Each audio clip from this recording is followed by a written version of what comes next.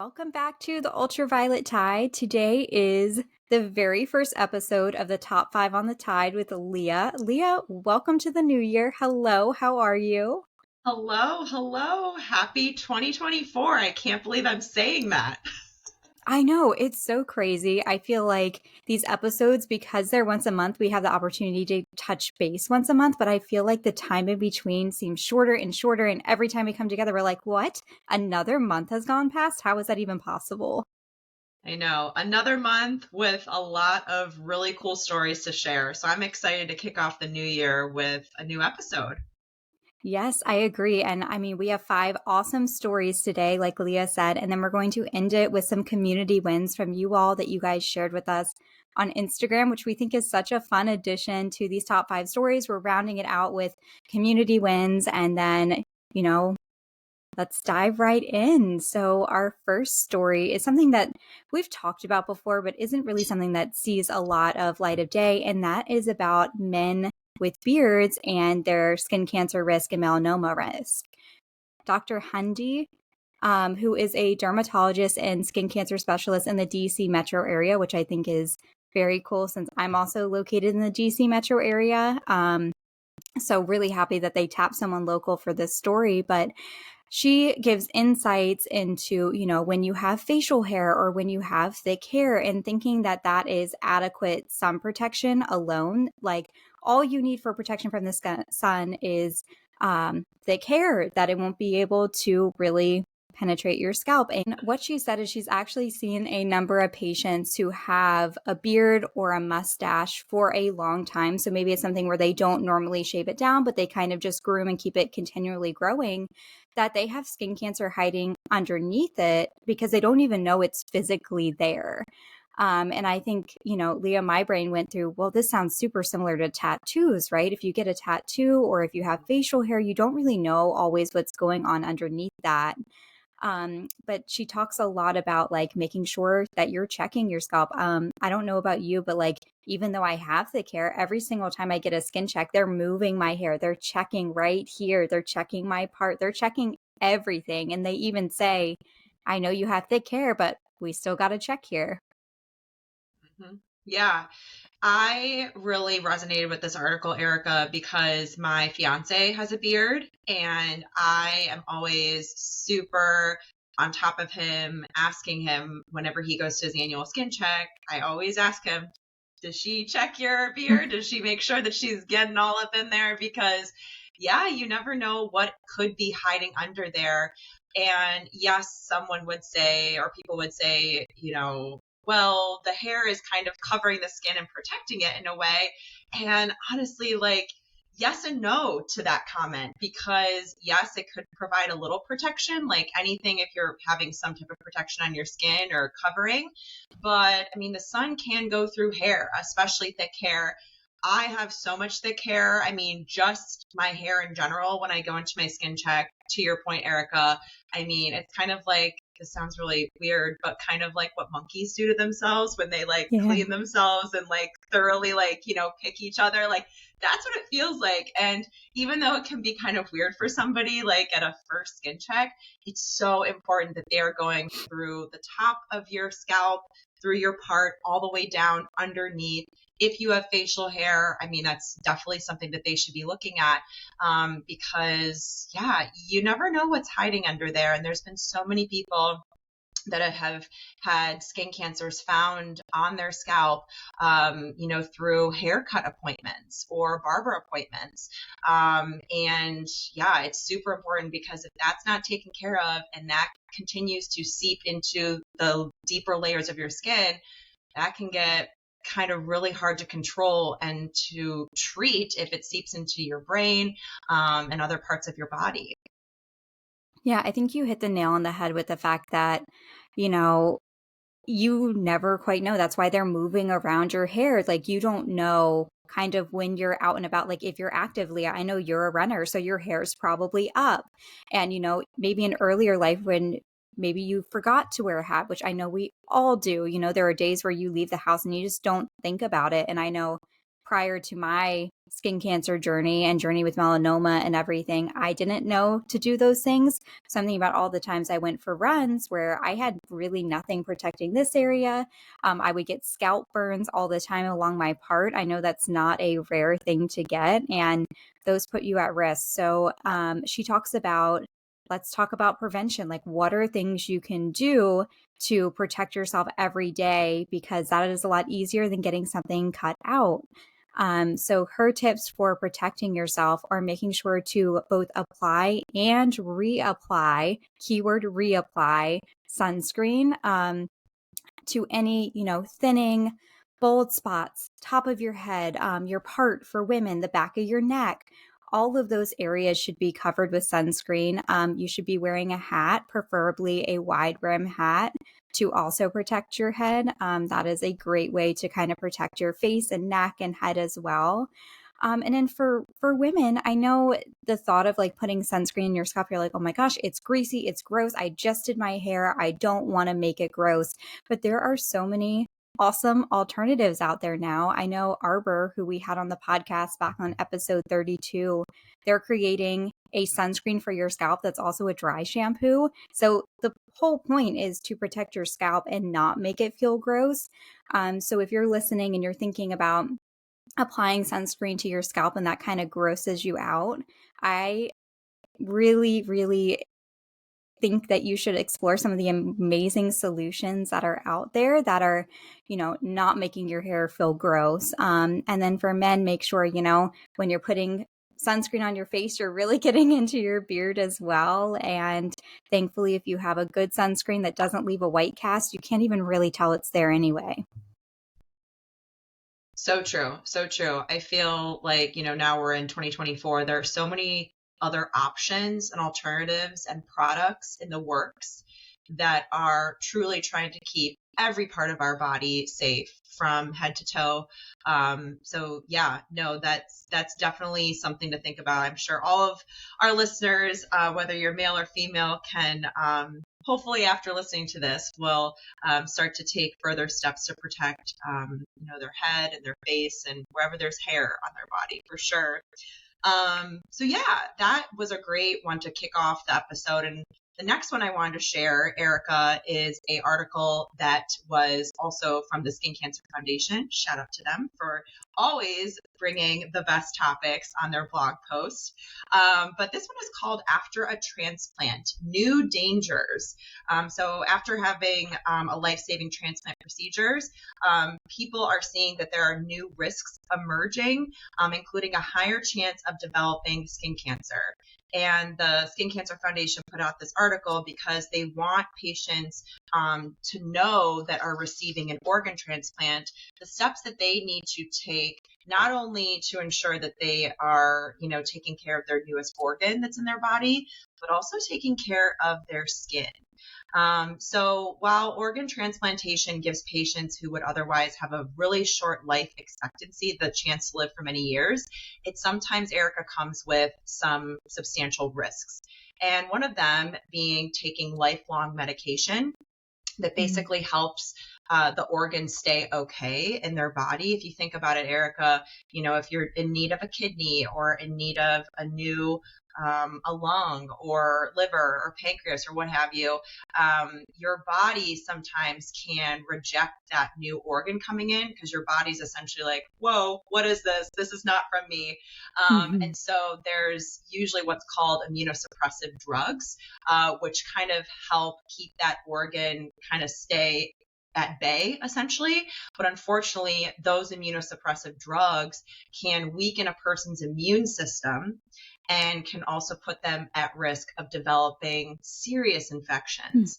And one of these things could be being at a higher risk of developing skin cancer. So the most common skin cancers after transplant surgery are squamous cell carcinoma, basal cell carcinoma, and melanoma, as well as Merkel cell carcinoma, which we learned all about that, Erica, on one of our last episodes with Jimmy We Buffett. did.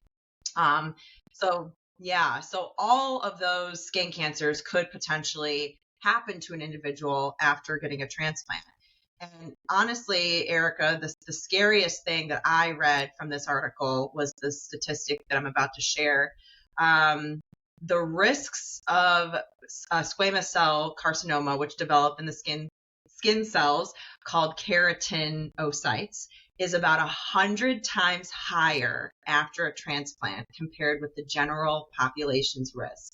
So Wow. that just is like really puts into perspective how our transplant folk community needs to be taking their skin health and sun safety super seriously. So, Erica, have you heard about this? I know you read this too, so I wanted to hear your thoughts about the article. Yeah, I mean, I think this is crazy when I was reading through it and when we were kind of debriefing before we started recording. This is one of those things that I personally didn't really know about. Of course, I knew about like certain autoimmune diseases and certain medications and like just certain things in your health and wellness or even beauty routine that can make you more susceptible to sun exposure and things like that that can progress in terms of some form of skin cancer or even melanoma. But these stats are something that I had actually never heard before. This is the first time I'm ever hearing them, which makes you wonder, like, why do we not know about it with kind of stats as sobering? It makes you wonder, like, where, I mean, thankfully, the Skin Cancer Foundation is on top of it and sharing this kind of information. But you and I are very in tuned with this kind of ecosystem. And I don't know if you had heard about this before too, but I know you have um, background with the Kidney Foundation. So you know a lot about transplants. Is this something that you've heard before when it comes to, sun safety after transplant? Is this something that they educate you all on? Well, it's mentioned, that's for sure, from what I've heard. So for listeners out there, I work for the National Kidney Foundation and have interacted with a lot of kidney patients who get that life-saving kidney and basically have to turn their life around in a 180 direction and become truly, or try to become the healthiest version of themselves they can be. And one of them being, watching their exposure to the sun Mhm. due to the immunosuppressive drugs that they will be on for a very long time or the rest of their lives. And so the article actually mentioned, which I didn't know this, that usually the skin cancer lesions usually appear to 3 to 5 years after transplantation. Um, while basal cell carcinoma is the most common skin cancer in the general population, it occurs less frequently than squamous cell in transplant patients. So even though, the risk of developing a basal cell after transplantation is 6 times higher in the general population. So obviously, as I mentioned, the cause of this is most likely leading to those anti-rejection drugs that Mm. are protecting that organ.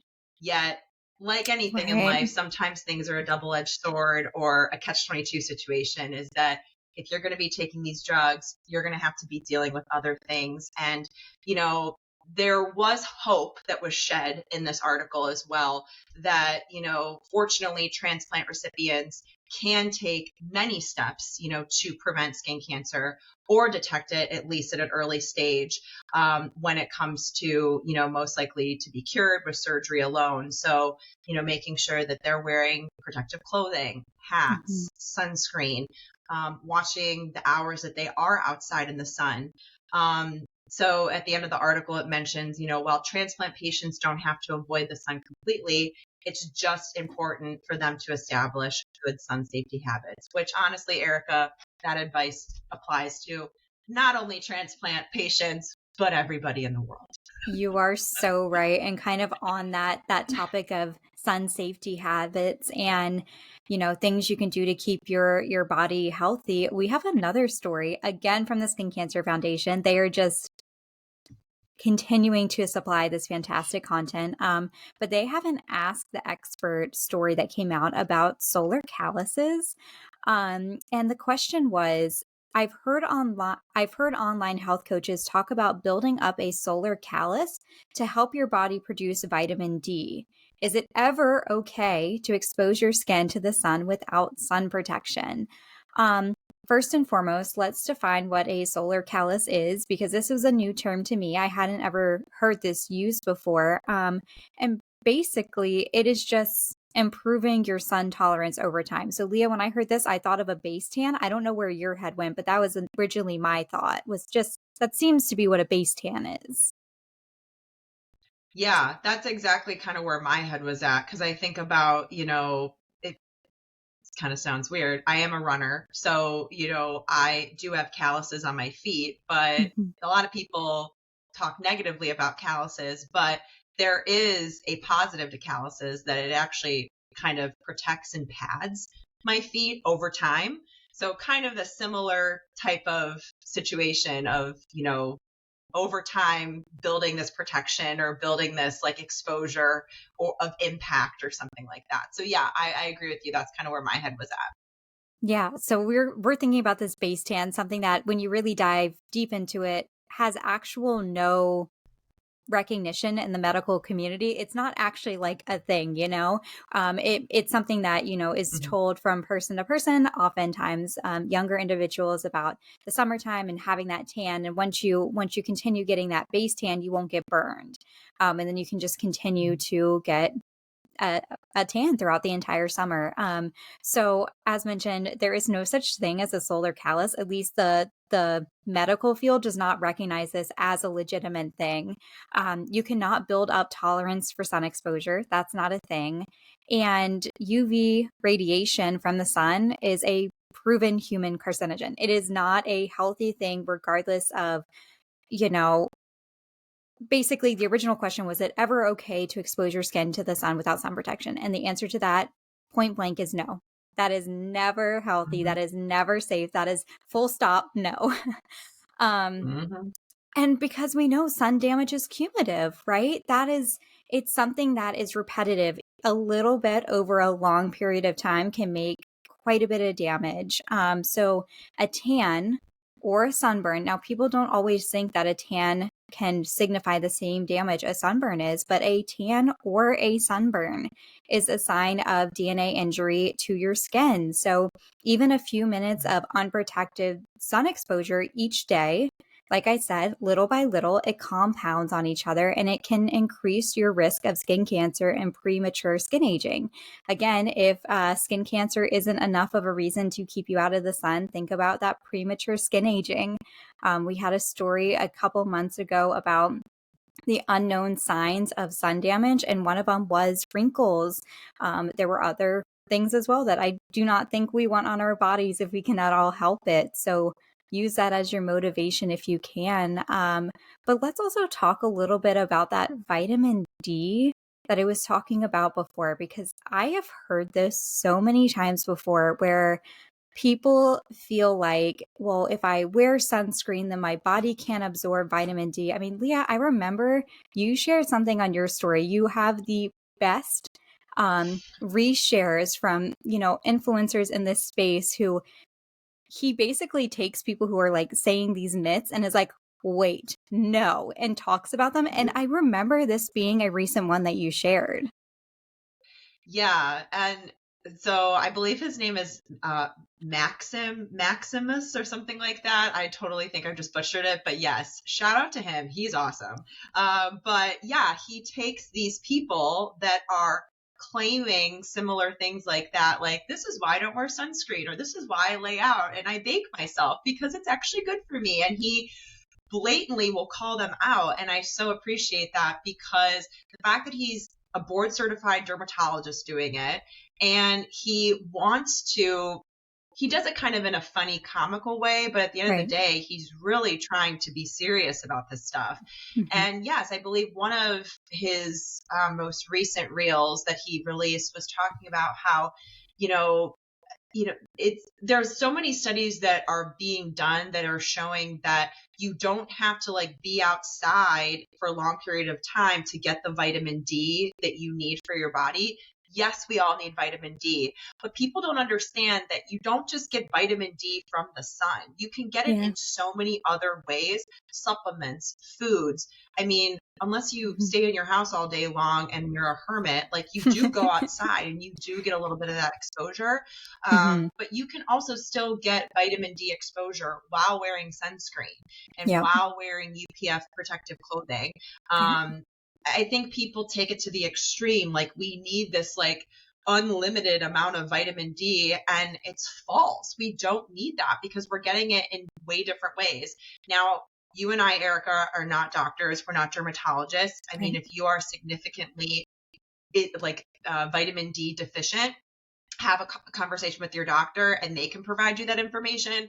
But you should not be laying out in the sun and using as an excuse, oh, I'm lacking vitamin D, or I need my vitamin D today. It's just, Mm-hmm. it's not okay. And it truly can become a life or death situation if you're using that type of myth, like leading you into laying out in the sun.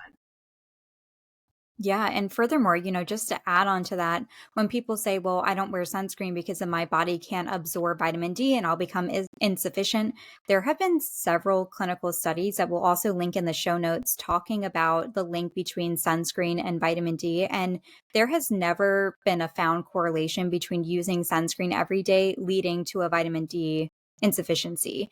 In fact, the studies really show that people who wear sunscreen daily can maintain their vitamin D levels through other things, like you said, or through safe sun exposure, through, if they are wearing sunscreen and they are still getting a little bit of that through it since it's not blocking it. But um, those who use daily sunscreen, not only can they maintain vitamin D levels, they also protect their skin and are protecting themselves from other harmful skin cancers that could come up that I promise you are a little bit worse than a vitamin D insufficiency. Absolutely, Erica. And I think this is honestly just another reminder that we have to really watch what we are consuming on social media and the media, because a lot of this stuff can get a little dicey as far as, is this true or false information, and really making sure that we are following, if we are choosing to do so on social media, credible accounts, board certified dermatologists, organizations and agencies that are actually promoting this, information. So, piggybacking off of that comment around the media and, being online and this new world we're living in 2024 and beyond, the next article I wanted to share was actually from the U.S. News report, and it was titled "Latest AI Has 100% Success Rate in Spotting Melanomas," which I was shocked and not shocked, because I truly feel, Erica, that AI is slowly but surely taking over the world, which I know is, creating a lot of great things and great opportunities, but also it's kind of scary, not gonna lie. But when I read, AI and melanoma together, I'm like, ooh, I gotta read this article. So this article, as I mentioned, from the U.S. News, is showing that the ability to detect skin cancer using artificial intelligence, AI, software has rapidly improved. New research, which was recently presented at a medical conference in Berlin, shows that AI technology now has a 100% detection rate for melanoma, which, as we both know, Erica, is the most serious form of skin cancer. So this study that was done, research assessed more than 22,000 patients with suspected skin cancers over 2.5 years. And besides detecting all 59 cases of melanoma, the new software was 99.5% accurate in detecting all skin cancers, missing only one of 190. Which is insane. So it was 92.5% effective at identifying precancerous lesions. Wow. So I read that and I was like, holy cow, that's amazing. But I also was just like, oh no, is AI going to replace my dermatologist in the next couple of years?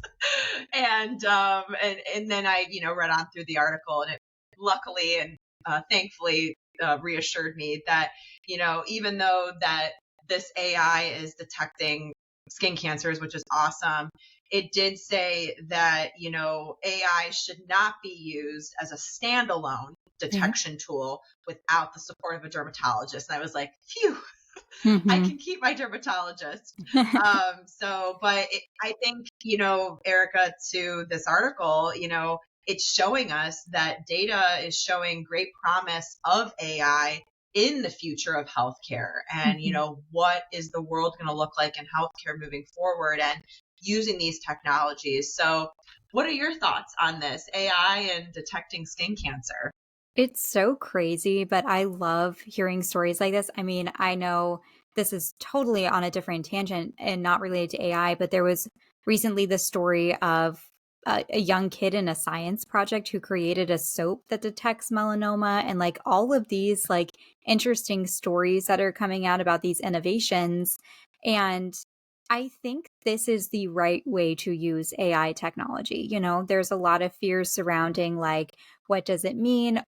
I feel like when used in conjunction with the support of a dermatologist or the support of a medical professional, why not utilize these tools to the best of our advantage? I mean, I know I was listening along as you were talking about this story, and I was thinking about how many biopsies I've received just to identify a precancerous lesion.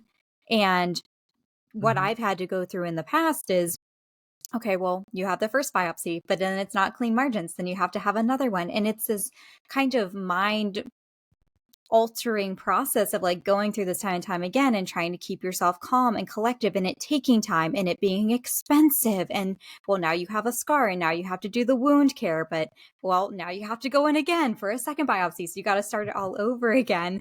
And I know people listening know that process all too well. And the idea of, I mean, I don't know how this is being utilized. I don't know if it's coming and the AI technology is utilizing those biopsies to test it. I don't know if it's more Hmm. like a dermatoscope where it's you don't have to take the biopsy. I don't Hmm. know. I know at I'm blanking on the name, but do you remember when we were at the conference last year, the tool that you can use on your phone? That's kind of what I was thinking. Yes, yes. Oh, shoot. What was that tool? Yes, that was super cool. And I know they're a partner of the Melanoma Research Alliance. But yeah, it was something very similar. It was a tool that you can attach to your smartphone. And I think it was also an app, kind of they work together. And it would monitor the moles on your skin in between your skin checks, kind of promoting and educating and encouraging those self skin exams at home every single month in between your skin checks.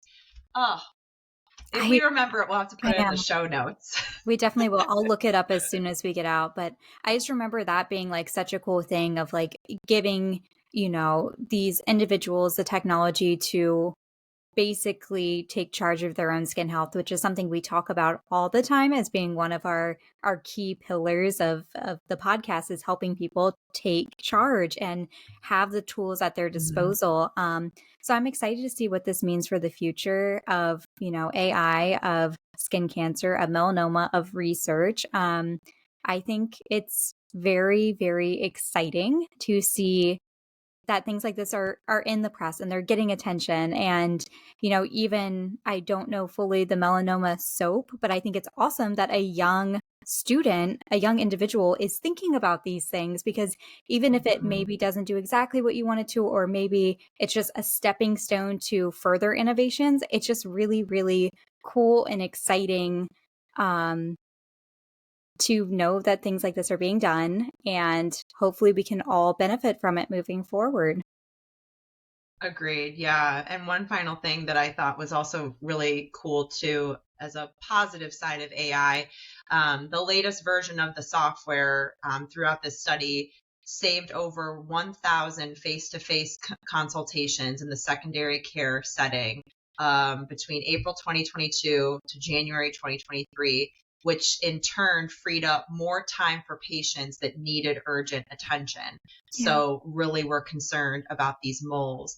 And so having this technology basically kind of sped up the process in identifying if something on their body was serious or not. So um, AI can do a lot more than humans can, I think, sometimes, but knowing that we have, the kind of partnership or connection of that human dermatologist and researchers and science, and then that AI technology in the future interconnected. And I really do think that absolutely there's going to be a lot of hopefully my hope is more lives saved moving forward from skin cancer. Yep. And that's the ultimate goal, right?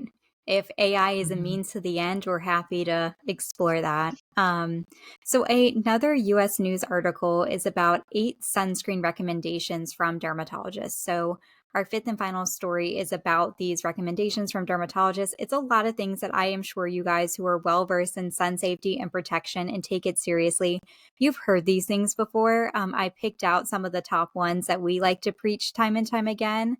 And the first one is choosing a broad spectrum sunscreen. And I love that this one is kind of just becoming a known tip and recommendation because more and more sunscreen brands now are broad spectrum. It is more common to see that than it is to see one that only provides UVA protection. And that aligns with the sun protection that you get a lot of the time from sun protective clothing always has had broad spectrum protection.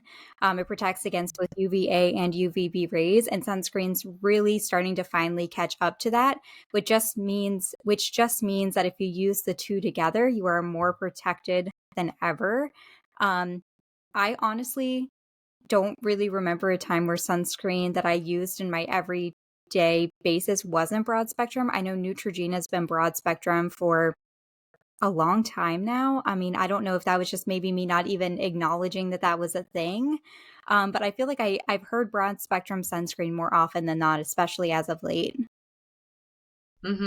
Yeah, I never knew what that meant until I had melanoma, Yeah. unfortunately, until my doctor or my dermatologist, talked to me about it. And then, getting involved in this community, really learning the key things that need to be kind of like a non-negotiable on a sun safety product. Yeah. And broad spectrum, meaning protecting, yeah, the UVA and the UVB rays. Yeah, so that's like one of the first things I look at in my sunscreen. I don't know what the other recommendations are that you want to share, but I'll let you know my thoughts. Yeah. Okay. So that is a good one. We both check of approval from both Leah and myself on that one.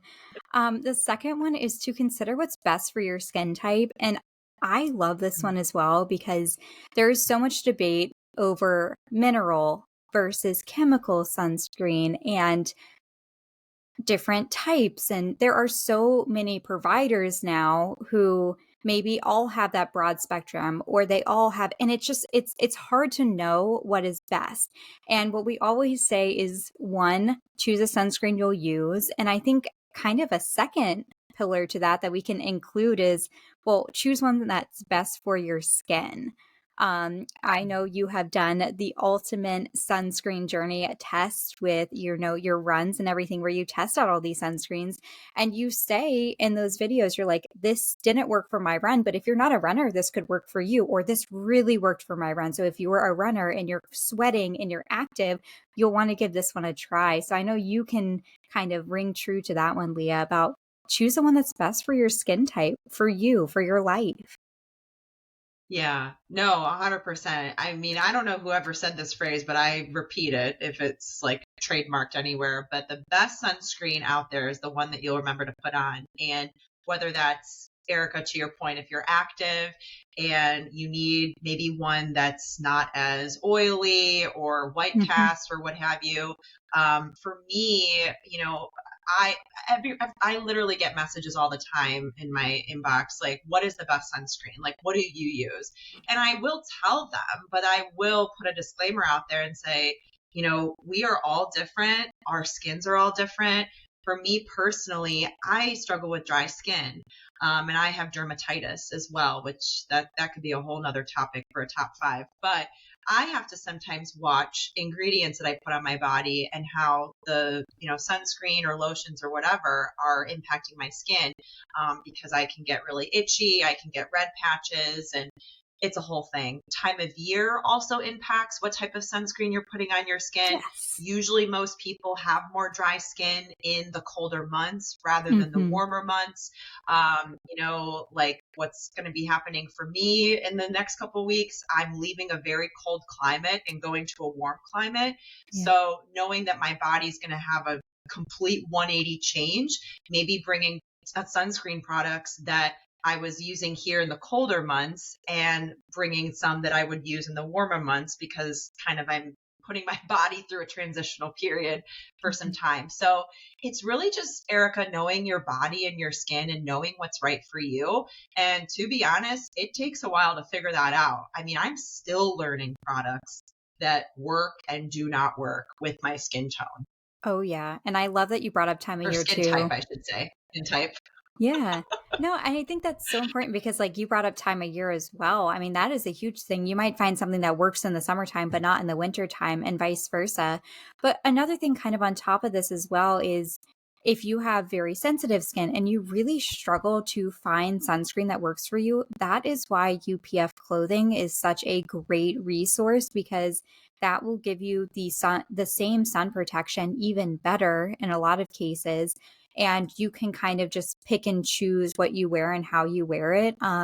So always like to, throw out that caveat, especially for little kids. So kids under 6 months, so babies should not be wearing sunscreen. And I've heard this from multiple board certified dermatologists. So I don't make this up just based off of my own thought process and what I think, but it has been proven that young kids who are still developing their immune system and key organs and everything like that, they should not be wearing any form of sunscreen. So if you have a trip to the beach planned and you have a brand newborn baby, um, keep them out of the sun as much as humanly possible. You probably shouldn't be sitting down at the beach, but I'm not going to tell you how to live your life. So if you want to, have an umbrella, have some protective clothing, have a sun wrap that you wrap them in. So that's a great solution for younger kids. And that kind of plays into the skin type, younger skin, fresh. It's much more susceptible to damage because it is so young, so sweet, so soft. So, all right. And then the last one was to toss expired products. And we actually talked about this in a article on the Ultraviolet Tide about 5 signs that your sunscreen is expired. And I think this is hopefully something that people know is a sign that your sunscreen's expired. But if it's like a clumpy texture like cottage cheese, that is not a good sign. That means it should be tossed. If it smells, not a good sign. It should be tossed. A lot of those things that maybe signal before even the expiration date on the product that it is no good should probably not be going on your body because it means it's compromised in some way. So if it's an SPF of 50, but the texture is weird, the oil is separating from the rest of the product, it's probably not doing what it's intended to on your body. So that was one of the other big ones to make sure you just toss those expired products. Kind of goes into that as well. Don't keep them in a really hot or really cold climate. So sunscreen probably should not be stored in your car because that can attribute to it expiring a lot sooner rather than later. And a lot of these sunscreen products are expensive, so we want you to get as much use out of them as possible. Absolutely. No, and you made a great point about the car, because originally I used to keep, um, right after I was diagnosed, when I was still learning about everything, I was like, oh, I'll just keep sunscreen in my car. And then I started learning about what you just shared. I'm like, okay, so I'm not going to keep it in my car because I really don't want to, mess up my sunscreen. But that is why, and I think I've shared this before on the podcast, but if I haven't, I'm excited to share more about it. But that is why the low ultraviolet, the cover up and the beach wrap is so nice to just have in your car Yeah. because that is something that will not expire. Yep. It will not, change texture. It's not Yeah. going to do anything. It's just going to be there when you need it. Hmm. And it always will sit in my back seat whenever I need it all year round. Like it's perfect. So that is something that I always will keep on me, as well as like a low ultraviolet long sleeve. Definitely, like if I'm kind of, I don't know, knowing that I'm going to be doing a longer run and, with me running, I sometimes it's hard to reapply while you're running. Yeah. So I may just tie it around my waist and throw it on a run, if I can't find shaded, areas or something like that. So it's always just kind of, knowing these things.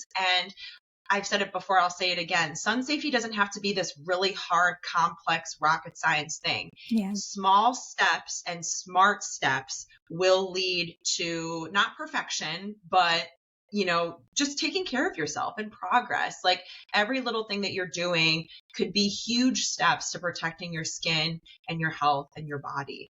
Yeah, I completely agree. We're not looking for perfection here. We're just looking for little tools that you can incorporate throughout your day to protect yourself a little bit more, whether it be, a sun wrap in your car, whether it be like driving gloves in your car, whether it be, you have sunscreen by where your hand soap normally goes, like right next to it, so that every time you wash your hands, you're putting sunscreen back on your hands.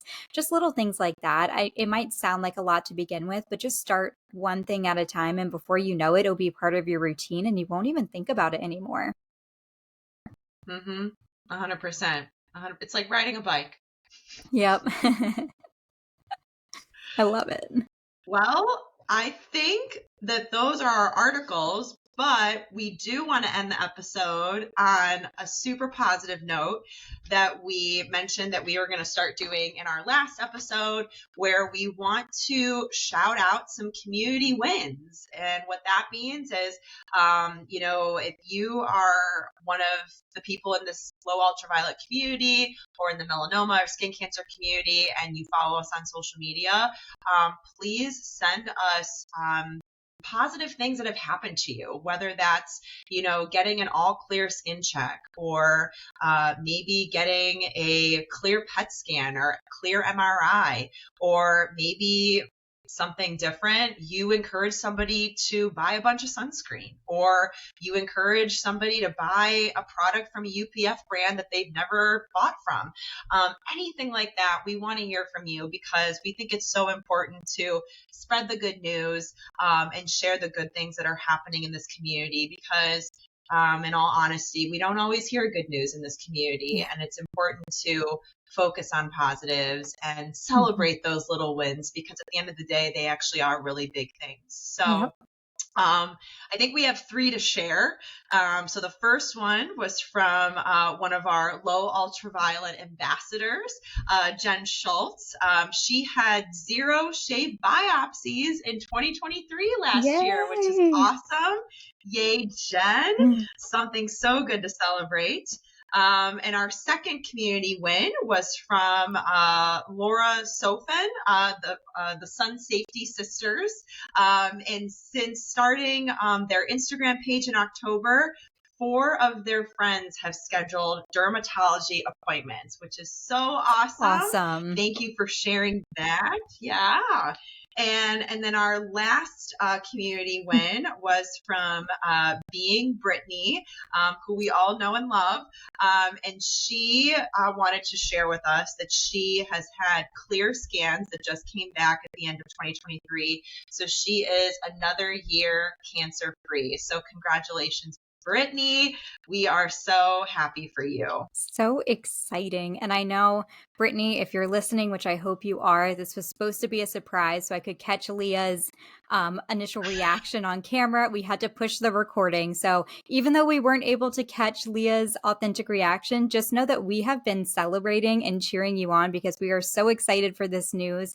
And all of these community wins are such incredible wins and milestones for this community. So keep up the good work. I know it sounds silly to be like 0 shave biopsies, good work, but that just means that like Jen is literally taking such a good job of like taking care of her skin and promoting skin health and talking about it. So, keep being your own best advocate. And we are so incredibly proud of this community. I mean, Leah, it has come such a long way over the past couple of years, and you've been a part of a lot of this journey with us. So I know whenever we hear these wins, it's like a little emotional. You're like, yes, you go. You're crushing it. Get it. Yeah. I love it. I love it. I absolutely love it. And the fact that, one of the Sun Safety Sisters encouraged 4 people to schedule appointments with dermatologists, like that is huge, because I know how scary a first skin check can be. I mean, it's not always a fun thing to do. And it can be really personal and really intimate. So the fact that they were able to encourage their friends to do it, I mean, that's a home run. That's so awesome. And that should be a win to celebrate. Absolutely. I love hearing stories like that. Or when people say, similar to that, they're like, oh, my friend started wearing sunscreen because I started talking about it. Like stuff like that. That feels Hmm. so good to hear. So those are our top 5 stories and a little bit extra of our community wins for January. As always, if you guys have stories that you want us to talk about or share, or community wins that you want us to talk about in our February episode, send us a message. You can DM both Low Ultraviolet and Leah on Instagram. Reach out. We want to hear your stories. We love talking to you all. But I think that wraps up our January episode. So, Leah, thank you so much for joining me. And we'll see everyone in February. Thanks so much, Erica. We'll see you next time.